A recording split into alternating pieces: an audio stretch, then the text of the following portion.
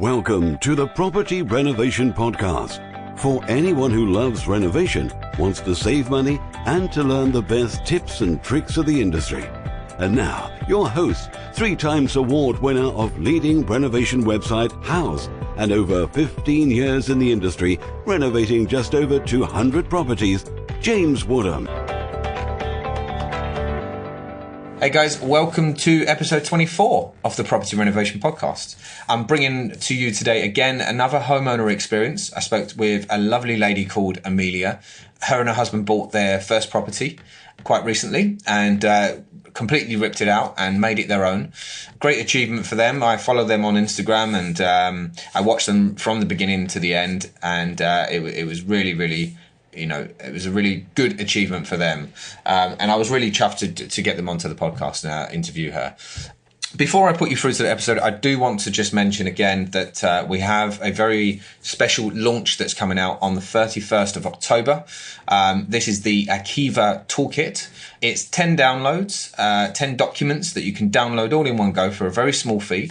And it's designed for anyone that's doing a renovation for the first time. Maybe you're nervous, maybe you're worried about the communication between you and your builder. Maybe you're worried about going over budget or going over schedule on time and bringing it in on time and stuff. So these 10 documents have been developed by myself and others that have had more than 25 years experience in the industry. We've put it all together so that you can just download it, and then you will be able to simplify your entire project. That launches on the 31st of October. Anyone that leaves a review, please snapshot it and then send it to us at marketing@akivaprojects.com, and we will be giving away a few of the complete downloads of those documents as well. So without further ado, I'll put you through to the episode. Enjoy. Thank you very much.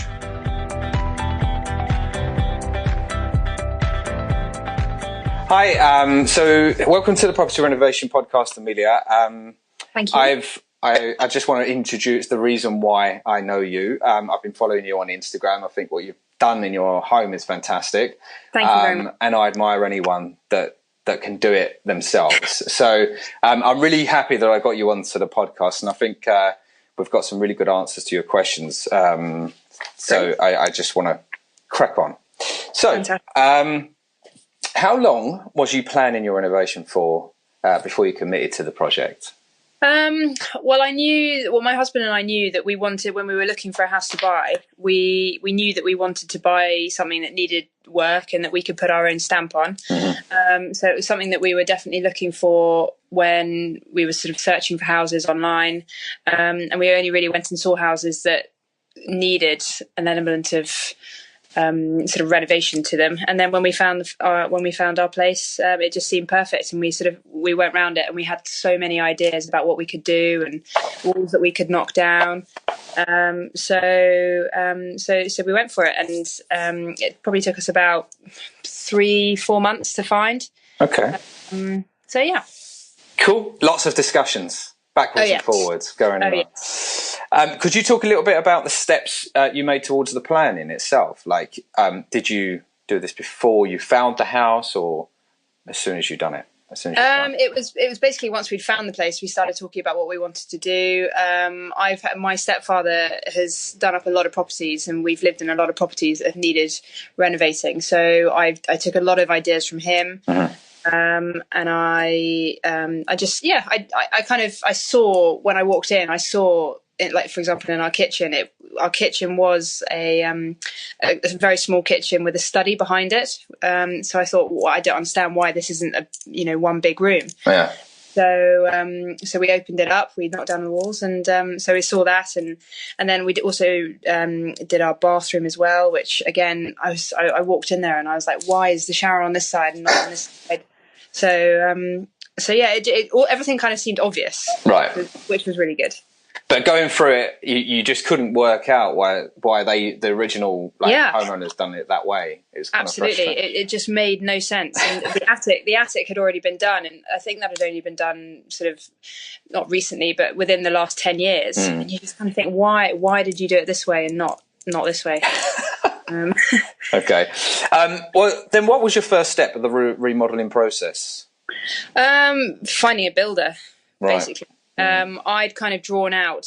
I have a lot of drawings of how I wanted the kitchen to look initially, and that changed over time.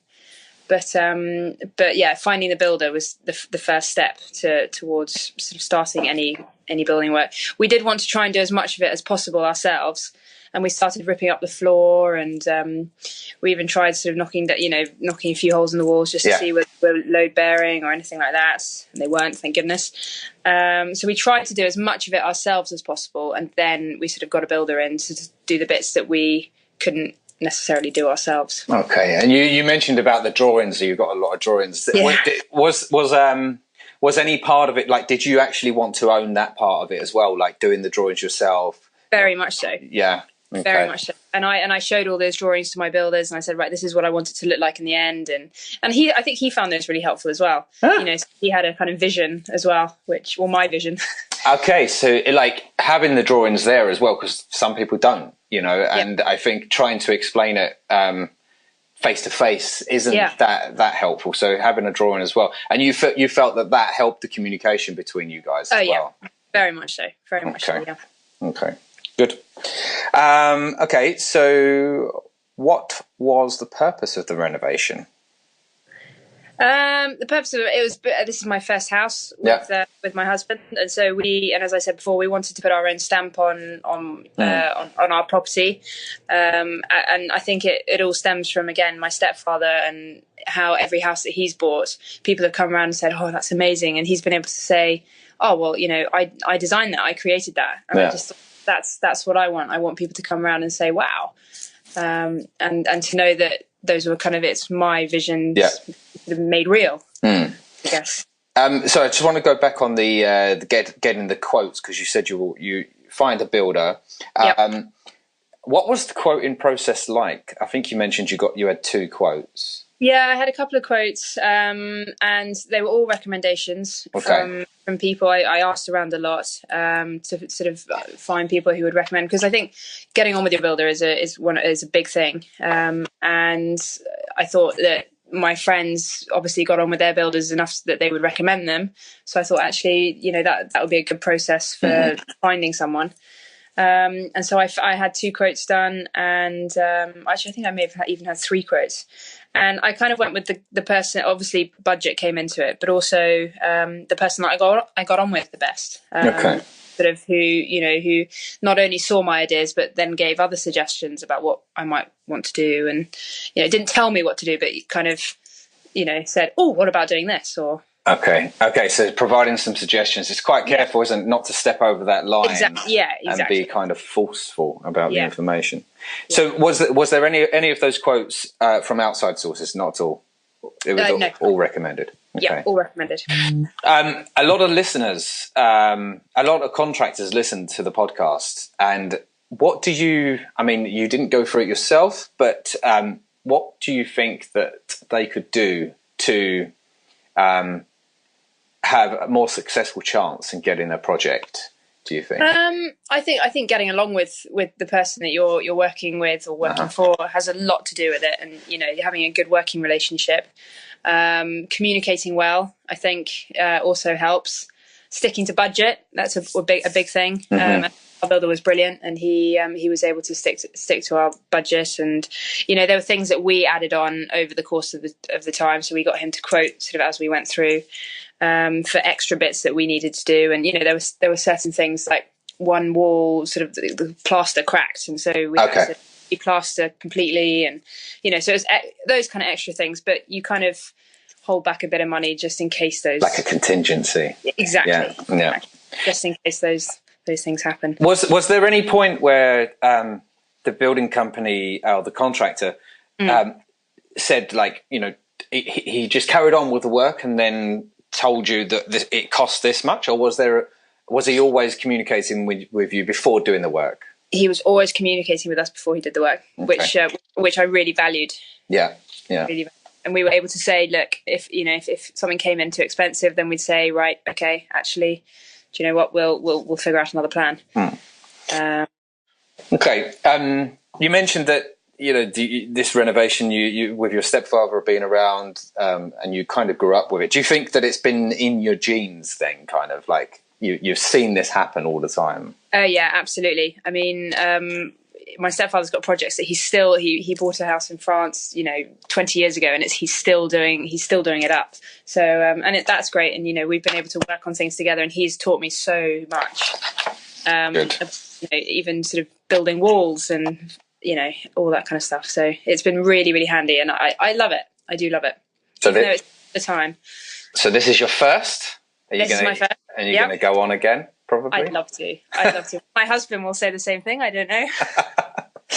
Okay, good. So how about, let's talk about choosing products and all of the items in the property. So how much research did you do in choosing those products? As much as I could when I could. So obviously having a job, I have a full-time job as well. So that kind of limited, what I could do and things like that. But there were several times when the builder this maybe wasn't so great with our builder. He would phone me and he'd say, right, we need paint colours for the kitchen tomorrow. And I was like, oh my goodness, you haven't given me much time. There were certain things we had to rush, which I didn't particularly like. But these things happen, and I've learned for next time that just because they haven't got to the painting of the kitchen stage, you don't know how fast these people move, and actually, it's good to have that sorted before before they are going to call me and say we need it tomorrow. Those kind of things were a bit frustrating, but I did as much research as I could, most of it online. Used Pinterest quite a bit to sort of work out what I wanted, what worked for other people. Okay, well, that's good. And how about blogs? Like you see loads of these interior design blogs out there. Did you read through them? Were they helpful as well? Not really. I didn't. I kind of wanted to do it myself and go through it myself and see. Yeah, and sort of see. And that's why I guess I started my blog, was so I could sort of show other people. And I guess maybe next time I probably would. Okay.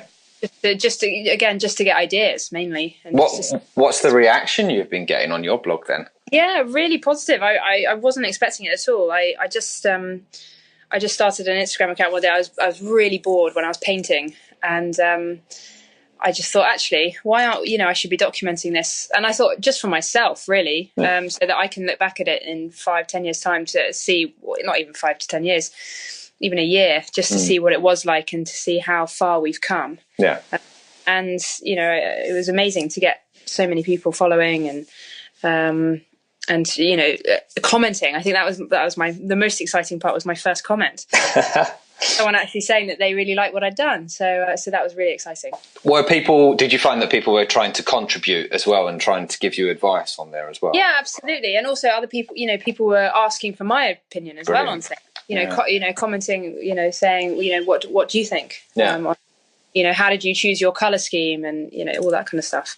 Fantastic. So it's a great community. Yeah. I love it. I follow loads of people. So yeah. Okay. So how about the research on how much things would likely to be costing in your project? So how did that happen? Again, asking people was people that have been through something similar. Asking them how much they paid online. Looking at online sort of not calculators, but looking at how much things should cost. And making sure that I wasn't being taken for a complete ride with my builder, and so it was mainly those kind of things. Okay. And do you think that there was anything in your property now that's not finished because limitations on budget and stuff like that you think?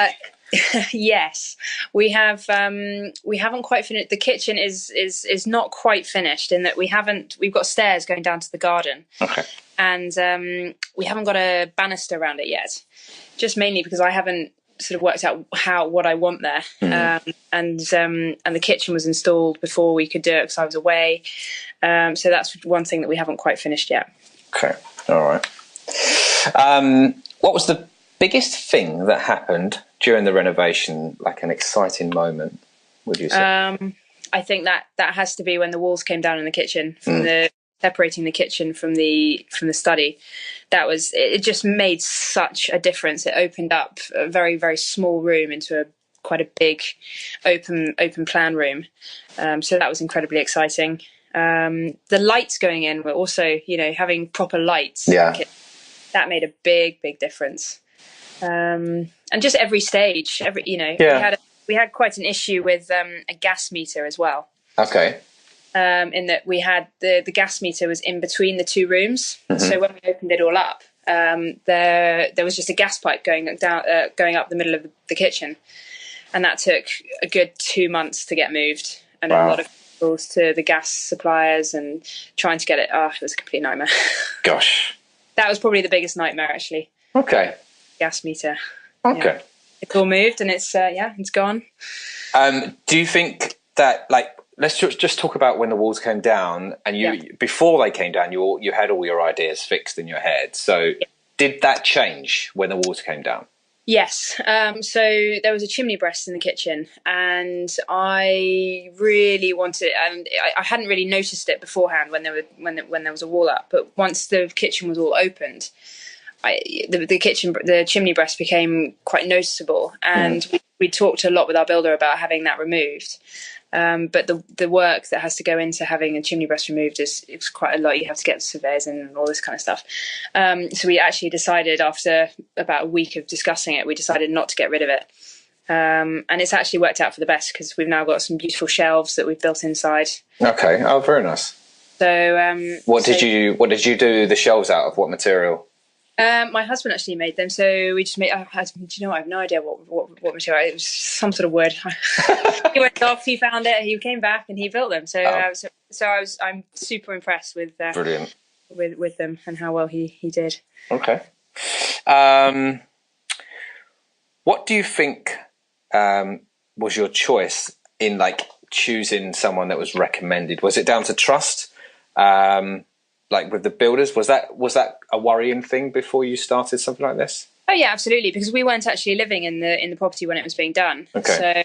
So trust was a big thing, and that was another reason why I wanted someone that was recommended to me, so that we knew that someone else would trust. One of our friends had trusted them, therefore we could trust them. Yeah, good. So trust was a big thing. And what was your experience in general, working with this contractor that was doing your property up?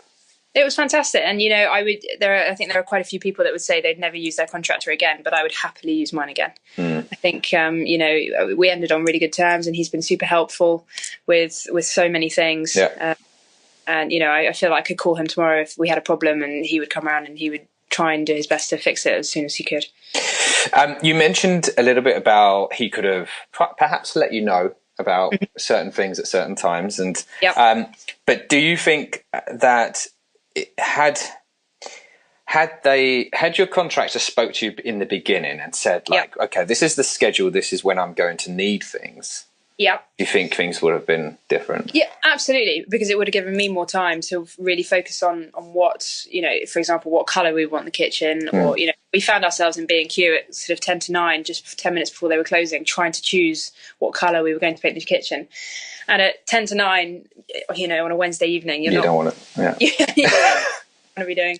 And we both just got back from work, and then I said to my husband, right, we've got to go to B&Q and choose a colour for our kitchen. So it was those kind of rush decisions that actually maybe I probably would change the colour of the kitchen now if I had more time. But I love the colour that it is now, and it's just one of those things. Yeah, and we know for next time. Good. Okay. And managing the project, it was solely you, or was it you and your husband combined? Or it was pretty much mainly me. Okay. Just purely because of how our work schedules and things like that. But we tried to make as many decisions as we could get together. But I was the one sort of managing the builders and making sure that things were delivered on as soon as possible. Could you talk a little bit more about that? Maybe any stress points that there were, or achievement for yourself as well? Just see, the bathroom that we had done, that was a big achievement. We had a few stresses with the loo there, in that the loo that we ordered arrived and it was all plumbed in, and the next day it started leaking, and that was a big nightmare trying to get the loo sort of sent back. and what parts needed to be sent back, and we ended up throwing away the wrong part, and then the company said, "Oh, we're only replacing this part." And we've like, well, we've thrown the whole thing away. But so that was a bit of a nightmare. But again, the company were brilliant, and they sent us the whole loo, and we got a replacement. So so that worked out well. I get the sense that when people are managing their own projects, they're kind of living, eating, and breathing that project all the time. Thought processes all the time. So, but you enjoyed it. It was good for you. Yeah, no, it was. I absolutely loved it, and it's definitely something that I would do again. Even with all of the stressful parts, the end product makes it worth it. Good, and you can stand back and look, and I did this kind of thing. Exactly. Good. And I've seen that my stepfather has done that, and how much he loves it, and how much So yeah, no, definitely. Brilliant. What was your biggest challenge that you faced? Like a moment where you just said, I just can't do this anymore, I don't know how I'm going to overcome that. I think you spoke about the gas pipe already. The gas pipe was probably the biggest thing, and that was probably the most stressful thing. I was sent to so many different companies. I first of all rang the gas board, and they said, "Oh no, we don't deal with that. You've got to go to this place."